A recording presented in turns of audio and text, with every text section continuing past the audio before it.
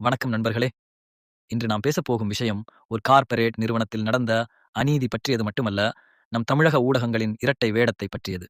டாடா குழுமத்தின் அங்கமான டிசிஎஸ் நிறுவனத்தின் நாசிக் கிளையில் கடந்த சில நாட்களாக அரங்கேறி வரும் சம்பவங்களை நீங்கள் கவனித்திருப்பீர்கள்.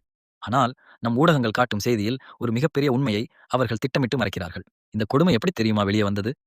டிசிஎஸ் நிறுவனத்தில் பணிபுரிந்து வந்த ஒரு இந்து பெண்ணின் நடவடிக்கைகளில் திடீரென மாற்றங்கள் தெரிவதைக் கண்டு அவரது பெற்றோர்கள் வருத்தமடைந்தனர்.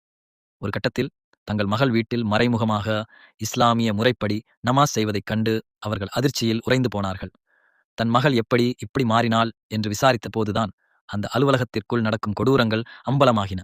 உடனடியாக அந்த பெற்றோர் காவல் நிலையத்தில் புகார் அளித்தனர். புகாரை பெற்ற நாசிக் காவல்துறை ஒரு மிகப்பெரிய ஐடி நிறுவனம் என்பதால் மிகவும் எச்சரிக்கையாக செயல்பட்டது. சுமார் 40 நாட்கள் காவல்துறை அதிகாரிகள் தங்கள் அடையாளத்தை மறைத்து சாதாரண உடையில் துப்புரவு தொழிலாளர்கள் போலவும் அலுவலக பணியாளர்கள் போலவும் அந்த டிசிஎஸ் அலுவலகத்திற்குள் ஊடுருவினார்கள். அவர்கள் அங்கு கண்ட காட்சிகள் இரத்தத்தை கொதிக்க வைப்பவை.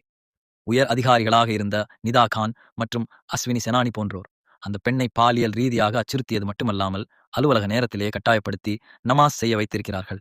பாதிக்கப்பட்ட பெண்கள் மன ரீதியாக சோர்வடையும் போது அவர்களை தேற்றுவது போல நடித்து, இந்து தெய்வங்களால் உங்களை காப்பாற்ற முடியாது, இஸ்லாமிய மதத்திற்கு மாறினால் மட்டுமே உங்கள் கஷ்டங்கள் தீரும் என்று கூறி இந்து தெய்வங்களை மிக ஆபாசமாகவும் இழிவாகவும் பேசி மூளைச்சலவை செய்திருக்கிறார்கள். ஒரு திட்டமிட்ட மதமாற்ற சதி அந்த அலுவலகத்திற்குள்ளேயே அரங்கேறியதை மாறுவேடத்தில் இருந்த காவல்துறை அதிகாரிகள் ஆதாரப்பூர்வமாக பதிவு செய்தனர். இவ்வளவு ஆதாரங்களுடன் எஃப்ஐஆர் பதிவு செய்யப்பட்டும் நம் தமிழக ஊடகங்கள் ஏன் இதை வாய் திறந்து சொல்ல மறுக்கின்றன? இந்து சாமியார்களோ அல்லது இந்து மத அடையாளத்தோடு யாராவது ஒரு சின்ன தவறு செய்தால் கூட அதை 24 மணி நேரமும் இடைவிடாமல் விவாதிக்கும் இந்த சேனல்கள் இப்போது ஏன் ஊமையாகிவிட்டன? காரணம், இந்த உண்மையை சொன்னால் இங்கு லவ் ஜிஹாத் போன்ற செயல்பாடுகள் திட்டமிட்டு நடத்தப்படுகின்றன என்பதை அவர்கள் ஒத்துக்கொள்ள வேண்டியிருக்கும். லவ் ஜிஹாத் போன்ற சதித்திட்டங்கள் இல்லை என்று காலங்காலமாக முட்டுக் கொடுத்து வரும் இந்த ஊடகங்கள் தங்களின் அந்த பொய் பிரச்சாரம் அம்பலமாகிவிடும் என்பதால் உண்மையை மூடி மறைக்கிறார்கள்.